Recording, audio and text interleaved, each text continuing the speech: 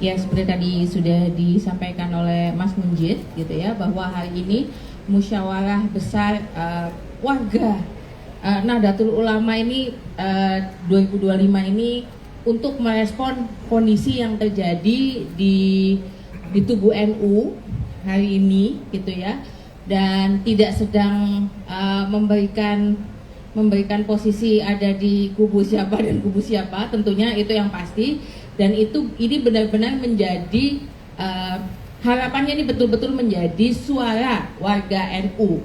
Jadi bukan lagi kelompok atau elit yang ada di NU. Ada 9 rekomendasi yang dikeluarkan hari ini. Semuanya tentu saja berkaitan dengan kondisi NU, baik yang berkaitan dengan isu-isu yang saat ini sedang ramai dibicarakan sebagai penyebab keretakan di NU gitu, tapi juga ada masalah-masalah yang memang sudah ditengarai sudah lama gitu, dan ini sudah menahun gitu. Kalau penyakit menahun, makanya tadi ada beberapa tokoh yang tadi pagi juga sudah bicara, ada Pak Lukman Hakim, ada Kiai Gus Umar Wahid gitu ya, dan Gus Umar tadi sudah menyampaikan bahwa NU hari ini kayak sakitnya itu udah gawat banget sampai harus dibawa ke IGD gitu.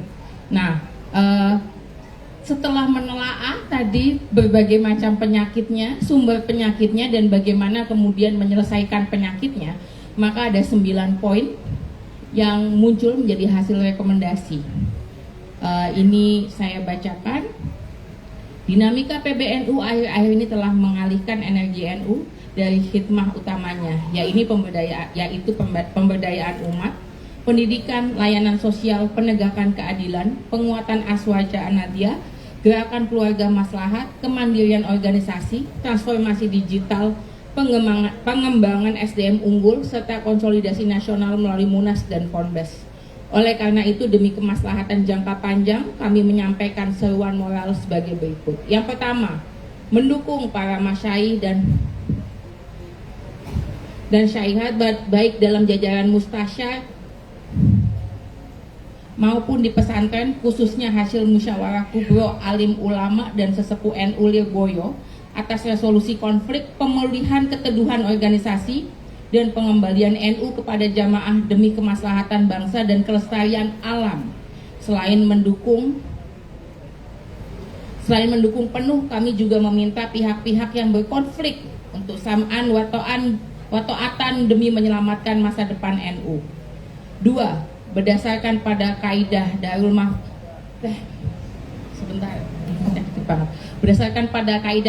Mafasid Maqadamun ala jalbil masalihi, demi mencegah polarisasi berkepanjangan, menghindari persengketaan di meja hukum, dan memastikan NU memiliki kepemimpinan yang stabil serta disepakati bersama, kami menyeru untuk mempercepat pelaksanaan Muktamar ke-35 NU agar memiliki kekuatan hukum yang kuat dan legal. Muktamar ke-35 diselenggarakan dan disahkan oleh Rais Am dan Ketua Umum Mandataris Muktamar ke-34 Lampung dan dilaksanakan oleh Panitia Muktamar yang direkomendasikan oleh Mustasyar PBNU. Apabila muktamar yang dipercepat tidak tercapai, maka diselenggarakan muktamar luar biasa atau MLB sesuai dengan peraturan dalam ADART. Semua hal yang selama ini dipersoalkan dibahas dan diselesaikan dalam muktamar mendatang, sehingga akuntabilitas dan transparansi dapat diwujudkan secara jujur. Akan dilanjutkan? Akan dilanjutkan.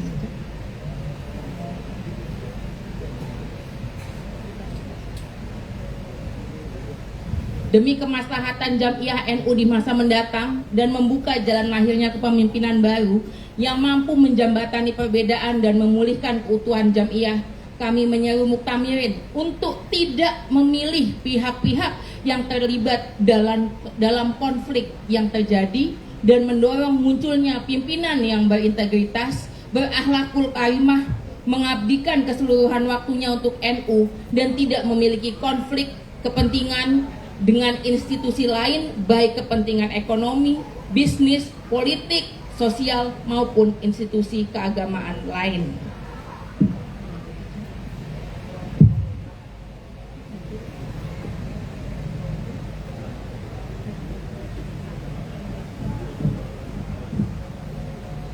Jabatan Rais Am dan Ketua Umum PBNU hendaknya ditetapkan dan dikembalikan pada mekanisme kearifan para masyayikh dan syaikhat secara partisipatoris dan berjenjang dari struktur paling bawah, bersih dari politik uang dan intervensi pihak luar, serta mengutamakan pendekatan spiritual, musyawarah untuk mufakat dan adab ahlu sunnah wal jamaah an-nahdiyah. Yang kelima, dalam sejarahnya, NU telah terbukti mampu menyelesaikan masalahnya sendiri dengan caranya sendiri secara independen. Oleh karena itu, kami menyeru semua pihak untuk menjaga agar tidak terjadi intervensi dari pihak-pihak manapun di luar NU, baik institusi negara maupun non-negara. 6. Program NU ke depan harus menegaskan kembali independensi jam'iyah, berpijak pada kekuatan jamaah, berprinsip mabadi khaira ummah, tidak merusak alam, berpegang pada fiqhul bi'ah, dan berorientasi pada kemaslahatan umat, kemajuan bangsa, serta martabat manusia. NU harus menjadi ruang khidmah terbuka yang memberdayakan SDM unggul warga NU tanpa terkecuali dalam mewujudkan program. 7. Untuk menjaga marwah dan independensi Nahdlatul Ulama serta menghindari mafsadat, konsesi tambang yang diberikan kepada NU agar dikembalikan lagi kepada negara. Sikap ini sejalan dengan hasil Muktamar ke-33 di Jombang pada tahun 2015 yang menegaskan keharaman praktik pertambangan yang merusak lingkungan dan mengancam kemaslahatan masyarakat. 8. Sebagai khidmah NU bagi bangsa, NU perlu segera merespons berbagai situasi kebangsaan dan kerakyatan dengan keberpihakan tegas kepada mustadhafin. Untuk itu, PBNU perlu mendesak pemerintah untuk menetapkan status bencana ekologi nasional di Sumatera.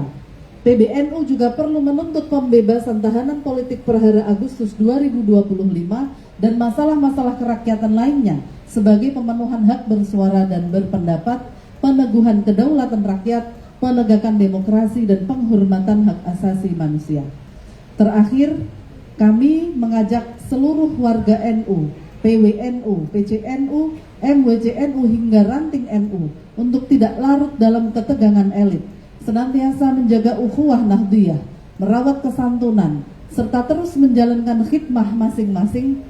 Ketentraman akar rumput adalah benteng keutuhan NU, serta fondasi peradaban rahmatan lil alamin, keadilan sosial, dan jihad lingkungan.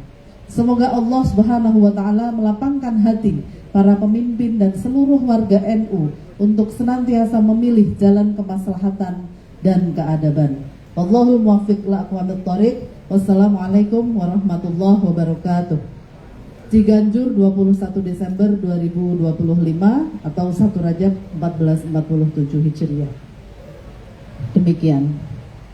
Download Tribun X sekarang. Menghadirkan lokal menjadi Indonesia.